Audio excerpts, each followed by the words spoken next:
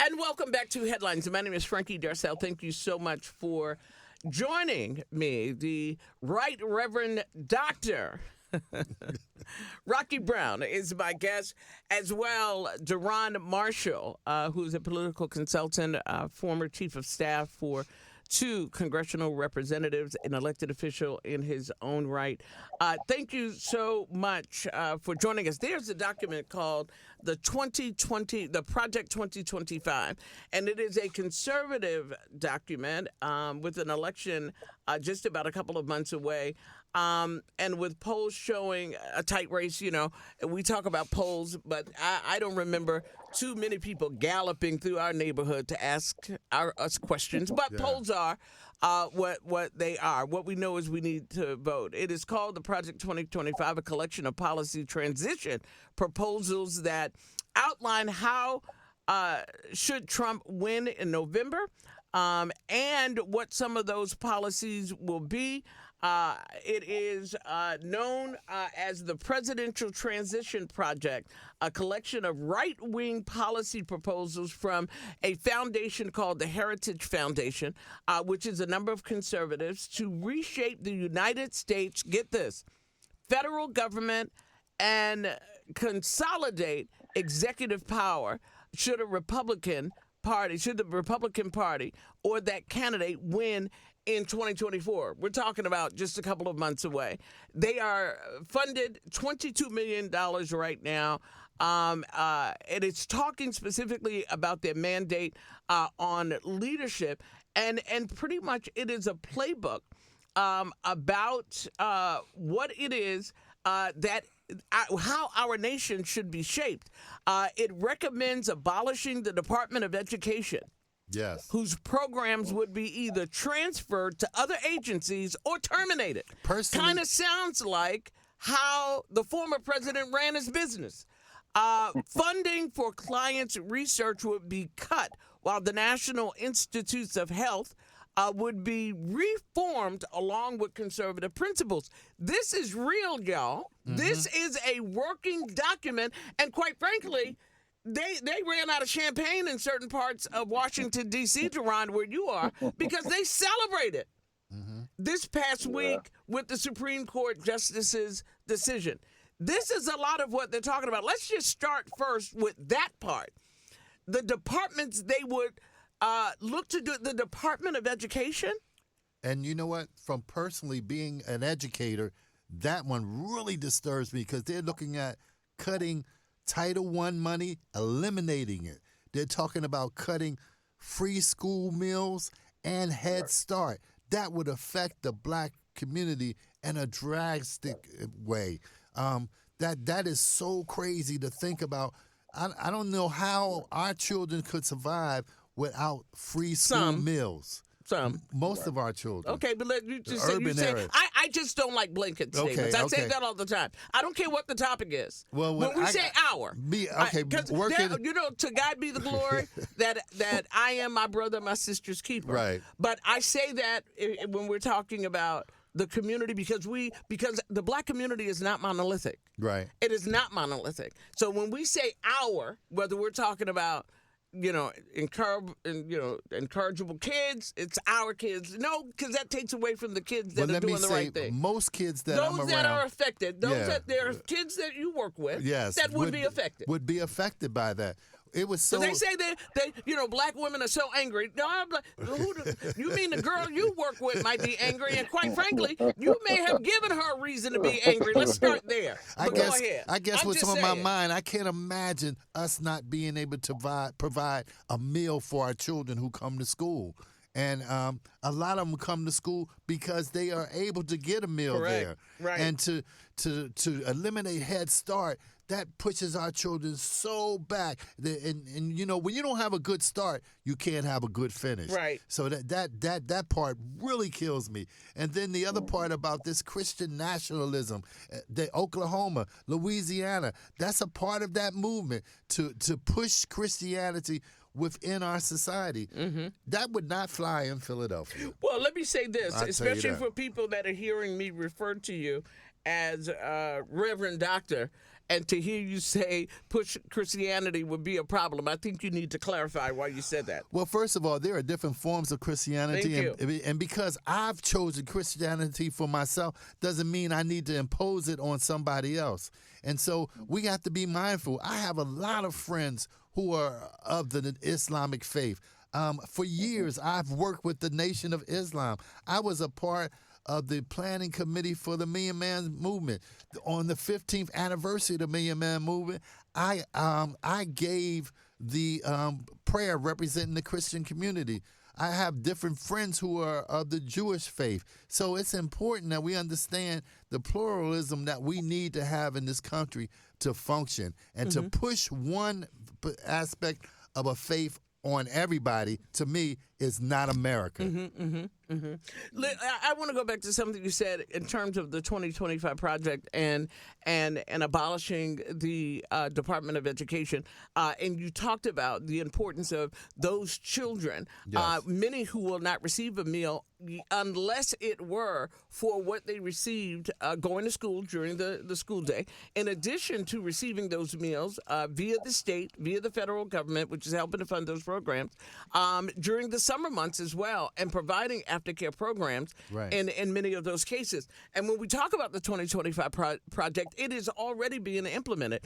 Governor Jeff Landry in Louisiana. Now, here's another state where they have just tried to obliterate a woman's right to choose in that state, Right. where you have to be in a certain position whether or not you can terminate a pregnancy. So you can't terminate the pregnancy because they believe that the child has a right to birth. That's a vast statement. However, they say this is what, woman, you can't do Right. in terms of making a decision with your doctor and your partner of terminating a pregnancy. Can't do it. But in the event when you have the child and they start going to school, We're going to starve him to death. we're going to start, because in the same sitting, during the same legislation, he then took the money that was allocated for meal programs and took that money out and put it somewhere else. So we want to have your kid, but we're not going to help you be responsible Right. for that child. We're not going to, we're going to disband the programs that would assist working mothers who are in need of childcare, in need of assistance, being able to send your kid to a program and get a meal.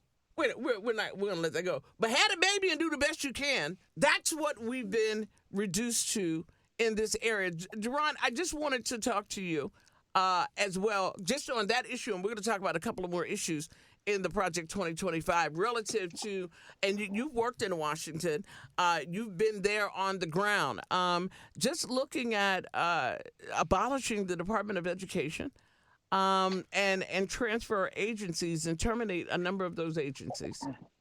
Frankie, these people, your listeners need to stop allowing these people to play in their face. This has never been about a smarter America. This has never been about equality. Who's fighting for equality? Not someone who achieved based on nepotism, who achieved based on somebody else giving them an opportunity. Well, these are not people who were ever at the top of their roles. I guarantee you, on many occasions, when we're talking about education, after we had this big scandal a few years ago about grades being given to certain people and grades being presented, right. And it was a full scheme. It was all inside the university. So you had these stars who kids were being given grades. Oh, they squashed that. That was a low. But that other person running for president, listen to him talk. Tell me what grade he passed. They're fighting education because the formal sense of education, which has to do with the intellectual being and growing your cerebral, it's not something they want the voters to do. So, which is the reason in some of those southern states that they have low academic achievements, and they're pushing them lower. So they don't want you to read certain books. They want you to look at certain things. Let me tell you, Frankie, they've lied to the American people, particularly Black America, for a long time. They told Black America, particularly Black men, that if you're successful, you're probably more conservative. So if you're successful, you're probably more conservative, and you need to look at, you're not like them. And while we are on the same hand, we eliminate those programs that allow those who don't have that same achievement to come up, which is the majority of your race. Mm-hmm. So then therefore, while you're achieving and we say you over here with us, we then cap your opportunity to be successful. We're letting people play in our face. This is all smoke and mirrors. Right. You know, we're going to eliminate education to stop your cousins, your nephews, and so many others being able to achieve success, while we then give our kids nepotism and other opportunities that they did not achieve. Yeah. I'm going to read a couple of things, and I just to give people an understanding, and you can research this on your own, but the project is a collection of right-wing policy proposals from the Heritage Foundation to reshape the United States federal government and consolidate executive power should a Republican Party candidate win the 2024 presidential election. And you know what's interesting about this is that they refer it to, so it's not what's great for America, it's great for them. Right. Because if it was a project for the American public and people, it doesn't matter whether you're a Republican or a Democrat. This so is what we're talking about, for the Republicans. it is well, my point being that it is a group of people who want to dictate to the greater community, as diverse as the United States is, how they believe they're going to dictate as a dictator to you.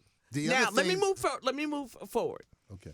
It possesses reclassifying tens of thousands of merit-based federal civil service workers as political appointees in order to replace them with those loyal to the next Republican president. Right. So you are neutral. You're an independent. Are you loyal to me? No. Well, I'm an independent. Oh, you got to go. Right. Because now that the president can walk through the office and say, are you loyal to me?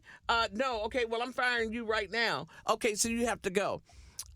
You would become an appointee in order to replace them with those loyal to the next Republican president. It also adopts a maximalist version of the executive theory, a disputed interpretation of Article 2 of the Constitution of the United States, which asserts that the president has absolute power over the executive branch.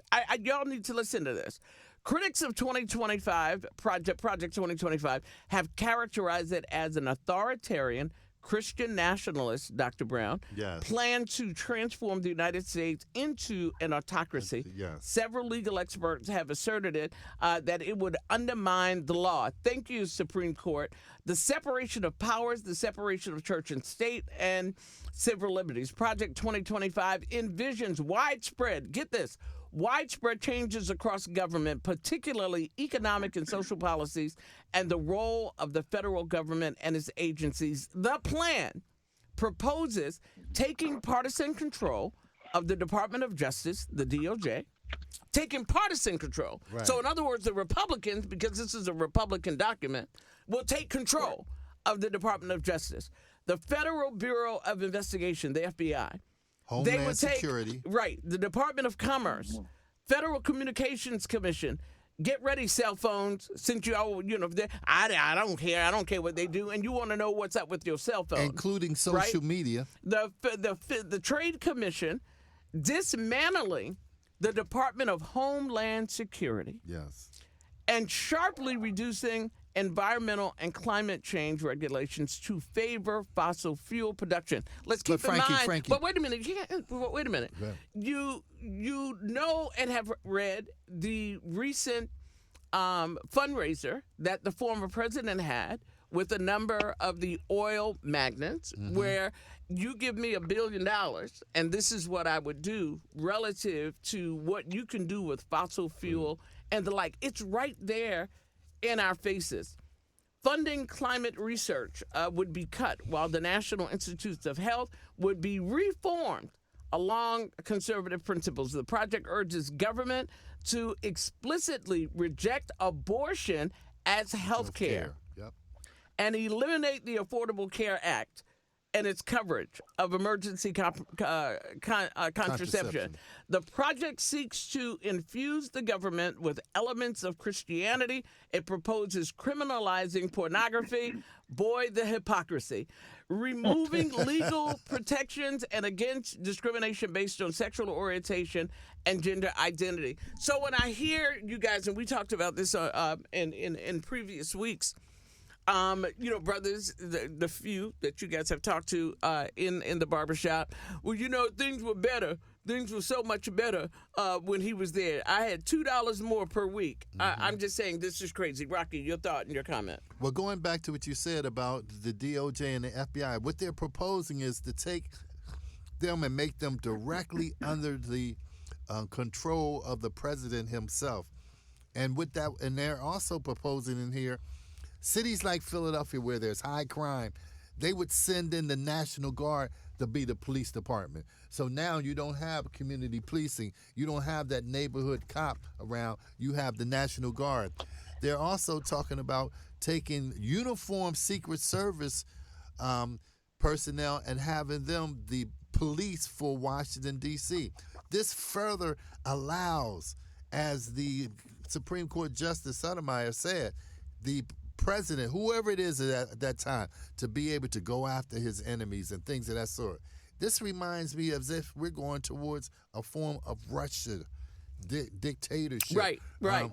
And can I say Yes. I say this? Yes. And Pastor and Frankie, you both are totally correct. But let's be real clear. Many of these policies are already being taken place. They're not waiting. They're currently, look at the record of the House of Representatives. They've already voted over and over to eliminate the health care bill, Obamacare or ACA. Many of the things that you're talking about, they've already, but the difference is they don't have the Senate or the presidency. If you look back at President, let me tell you, Frank, I hate to call him president, but President Trump's period of time in office, he tried to pull the National Guard into D.C. when he wanted them to, but not when the insurrection occurred. He tried to do it off a Black Lives Matter move. If you look back at the decisions that he made, he took out all the professional people over the military and every other appointed position, and he put in unqualified people who were only loyal to him. He's already attempted to do exactly this.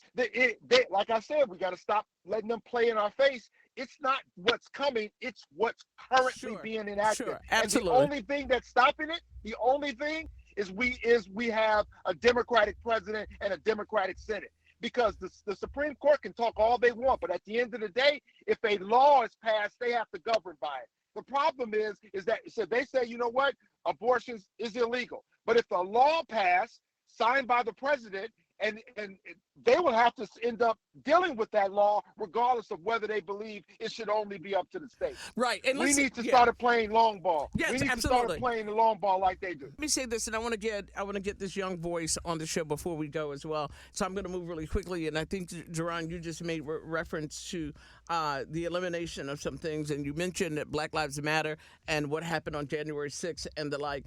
Included in this is the discussion as well about reshaping law enforcement and what that looks like in communities, right? So in many communities like a Philadelphia, like a Chicago, like a Detroit, like a Los Angeles, and communities like Compton and Watts and the like, particularly where there are large concentrations of people of color, eliminating the police department, reshaping departments because they would look to be able to release the National Guard in patrolling those communities. And you do Frankie, the protest. draft's in there too. Absolutely. Not to cut you off. Absolutely. The draft is in his document too. And So those same when guys asking are not them, the ask them ones. they want to be drafted. There you go. I want to bring. Do you mind if I bring you in? I do, because this week I started with a young man. His name is Reese Green, Reverend Dr. Rocky Brown.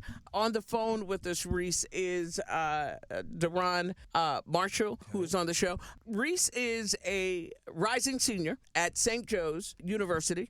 I will say a member as well of Kappa Alpha Psi Fraternity Incorporated. I'm over here. I'm sitting next to a member of Omega Psi Phi. But I wanted to talk about, because we had a great conversation. He just turned 21 years old. Let's give him a round of applause. Last week. All right. And we talked about voting. Our young brothers, talking about voting. Yes, we are, especially with just everything that's going on, especially with Trump being the immunity. Like, that scares me. I saw that and my whole heart dropped. Yeah. Because what does that say? Like, we were founded on the principles of everything of just against. We literally tried to separate one church from state and just all of that stuff with England and everything. Why are we setting ourselves back? Right. And so are they planning the guys, your friend? Yeah, everybody's planning to vote. I'm putting it all over my stories, on social media, everywhere.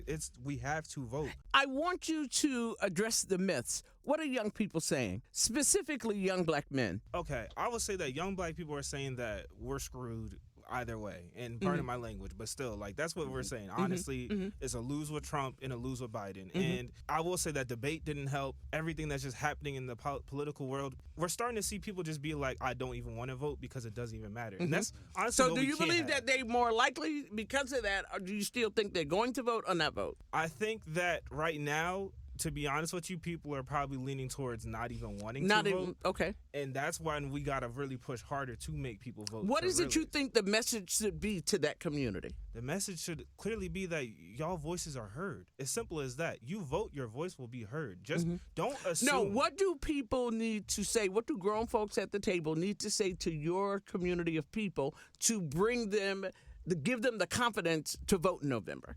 Is there something that can be said? With all things that have happened, what would need to be said to them that on Election Day they're going to go to the poll? Do you want to go back to slavery? Oh. Simple as that. If someone want to talk to me, I tell agree. me that. Do you want to go back to slavery? Do you want to go back to those times? Because look, we only a baby step ahead from the civil rights and stuff like that. And people want to say we so far advanced and stuff. No, we not. Discrimination, Jim Crow is very much still alive, and it's only going to get worse if we don't vote and step in. It's simple as that. All right, well, great. I'm going to close with the young brother saying we have to vote. It's simple as that. Reverend Dr. Rocky Brown, thank you, my friend, for being in the studio. Appreciate Thank you, Frankie, for having me here. All right. And, of course, Duran Marshall, always good to have you on the show. And, of course, to Reese Green joining us as well. Always want to have conversations with our young people engaged in what's happening in our future. My name is Frankie Darcell. Don't forget you can listen to this show in its entirety and moving forward every headline show on my YouTube page at Frankie Darcell. So go to YouTube and check it out. Share it with a friend and subscribe. Appreciate you. Listen, we've got more of Philly's best R&B and throwbacks on the way. We're 105.3. I'm Frankie Darcell. I have got to go. We're 105.3 WDAS.